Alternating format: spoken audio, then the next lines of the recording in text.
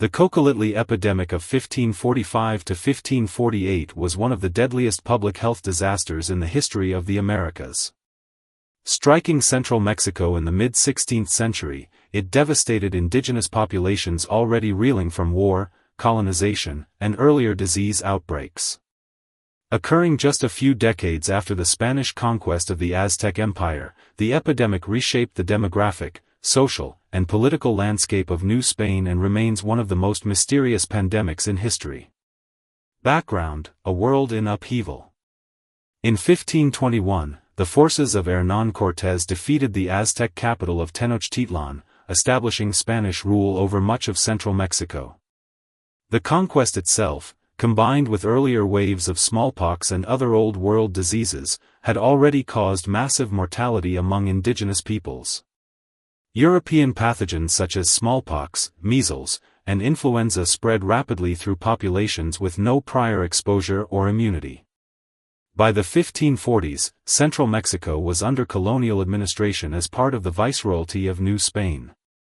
Indigenous communities were reorganized into tribute-paying towns and subjected to forced labor systems. Population numbers had fallen dramatically since contact, but the scale of the disaster that began in 1545 would eclipse even the earlier epidemics. The outbreak of 1545. The epidemic began in 1545 in the highlands of central Mexico, particularly in regions that today include parts of Oaxaca and Puebla.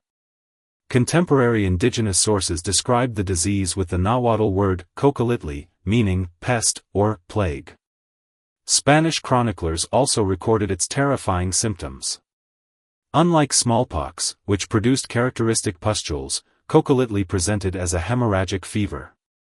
Victims reportedly suffered from high fevers, severe headaches, vertigo, and bleeding from the nose, mouth, and eyes. In some accounts, people experienced jaundice, delirium, and rapid death within days. The mortality rate was catastrophic. Entire villages were depopulated in a matter of weeks.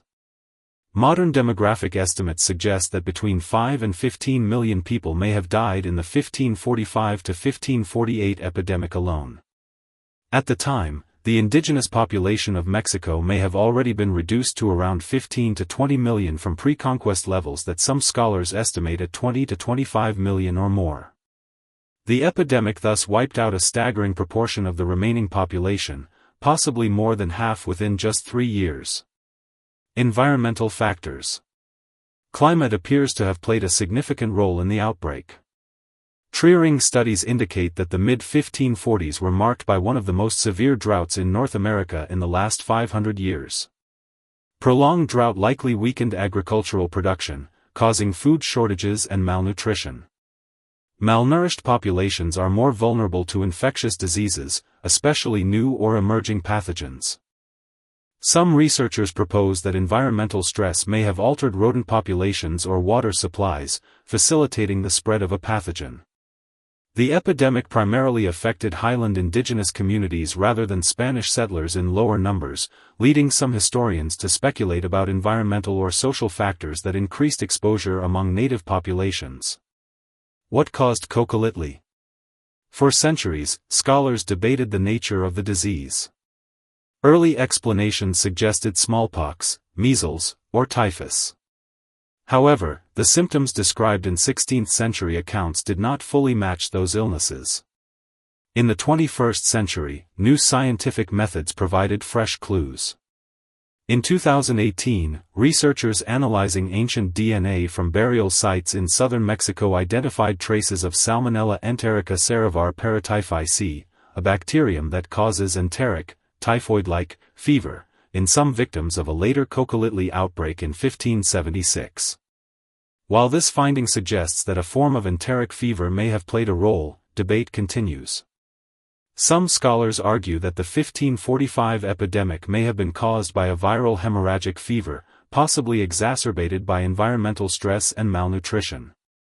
It is also possible that multiple pathogens were involved, interacting with weakened immune systems and poor living conditions under colonial rule. Social and political consequences. The demographic collapse had profound consequences for New Spain.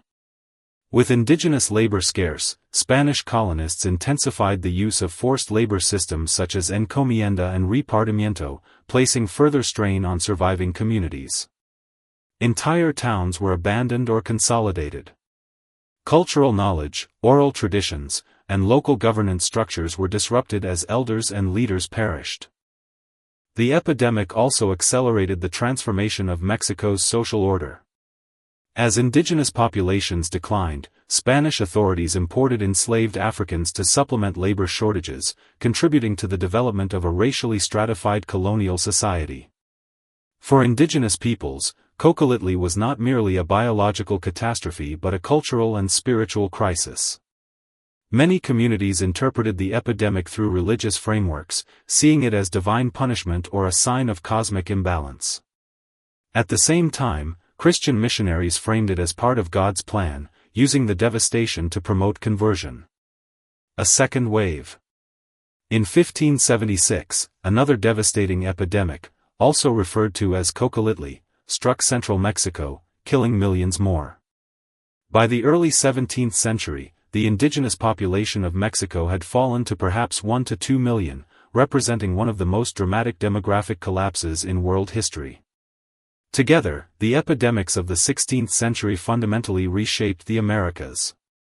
The collapse of indigenous societies enabled Spanish colonial control to solidify and altered the economic trajectory of the region.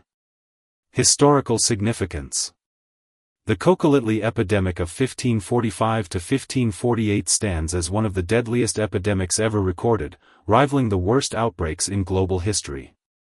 It highlights the devastating impact of disease exchange following European contact with the Americas, a process sometimes called the Columbian exchange. While smallpox is often remembered as the primary killer of indigenous peoples, Cocoliztli demonstrates that other, less understood diseases also played a major role. Today, the epidemic remains a subject of active research, blending history, archaeology, climatology, and genetics. It serves as a reminder of how environmental change, social disruption, and emerging pathogens can combine to produce catastrophic outcomes. More than 4 centuries later, Cocoliztli remains both a historical mystery and a stark example of the profound human cost of colonization and disease.